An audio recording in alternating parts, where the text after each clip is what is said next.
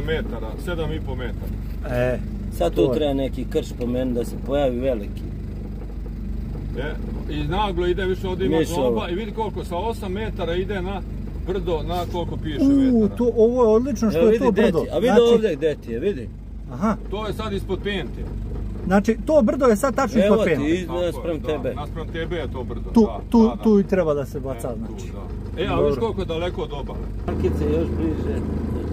Znači, ovo mi je sad najbitnije. A vidiš gdje ti to ti je nizvodno. I vidi opet rupa, gledaj sad ovo. Ide na 5 metara, sa 2,5 metra ide ovdje kod tebe. Znači, to je ovdje. Da. Odlično. Ovo je odlično. Ovo je odlično. Znači, to je desna strana, dobro. Ok, ovo je vrhunski za zrbo. Samo malo, znači... Da. Mogu ja sad i zaroniti odavde, ću se ja spustiti da vidim kako. Ajde prođemo ovu. Ali mogli bi malo dumat da vidimo i šta je uz obalu, da vidim. Pa ti krenuš da ideš uzvodno ili nizvodno? Ne, nizvodno, spuštat ću se. Onda ajde te tamo gore izbacim. To stoji ovako kao zakačka, ali odlazi u mulj, jebem li ga. A uglavnom je sve kopano tamo dalje. A ovdje je sve krš. Ovdje će ti sve kačiti, evo ovo. Aha. Odavde.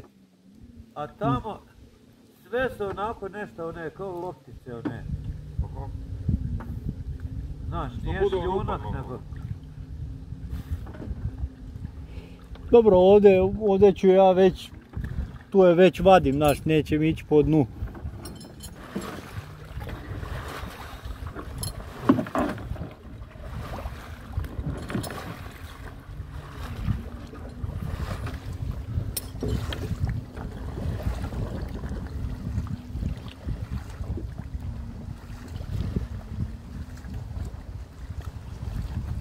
Znaš šta nam se dešava, recimo tamo, ajde ovdje je mala dubina, nekad nam se desi da vežemo trupac i bude zakopan. I onda taj balon mora da se preduva da bi on njega iščupao.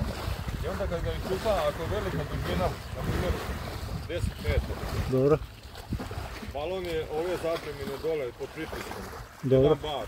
On kad ide na površinu, on poveća duplo zapreminu.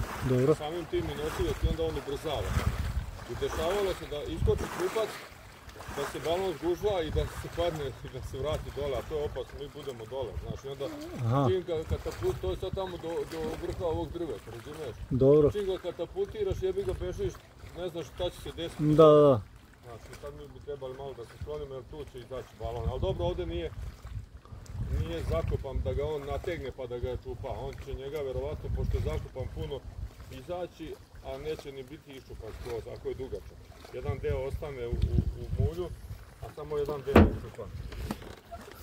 Jako rizičan posao. Ne bi smeo da te izvuče taj balon naglo na površinu. Da. Kao ronioce, ja. Aha, krenuo je, ali vidiš, plitkao je, mala je dubina.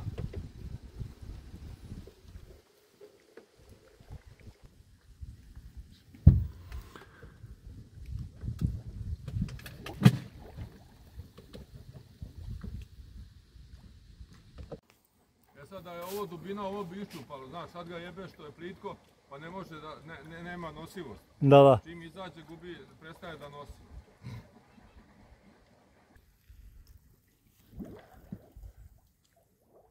Evo. Sad ti zamisli ova masa kad je, taj vazduh kad je pod vodom, koliko on... Da. A? Jel izlazi iz mulja?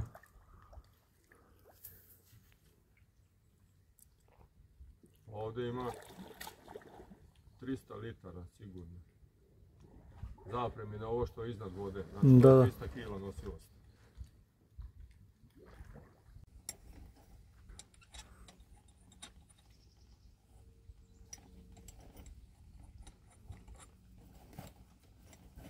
Nazvat ću je posle, šta je.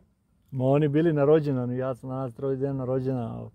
Nemam kad klinac ne ide u vrtić, nema sad do škole ništa, znači moram da ga čuvam i nedelja mi jedino kad mogu da sređujem.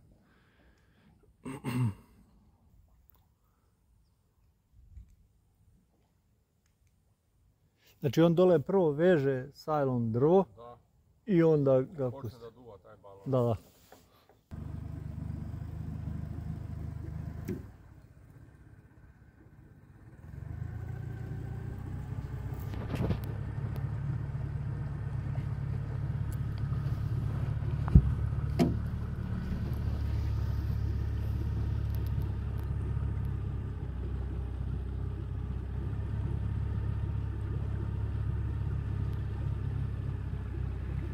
Ne pluta čim ovako ide, a? A? Opluta sigurno čim ide ovako. Da, ide puta.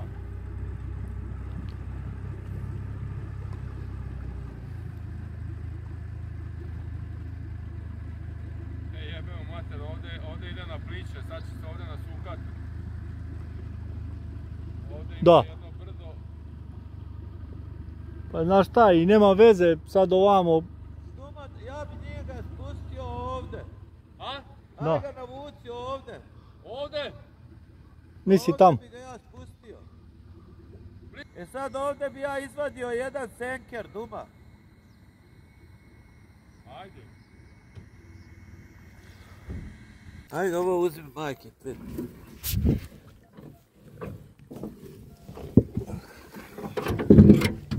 Sve tako.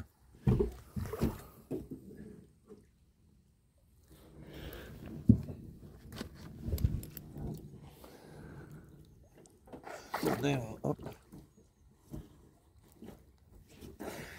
Jebat će ova sad flašica.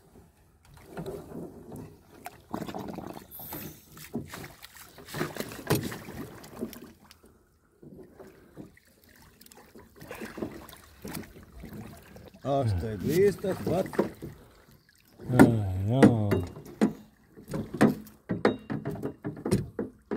Eto ti zakački.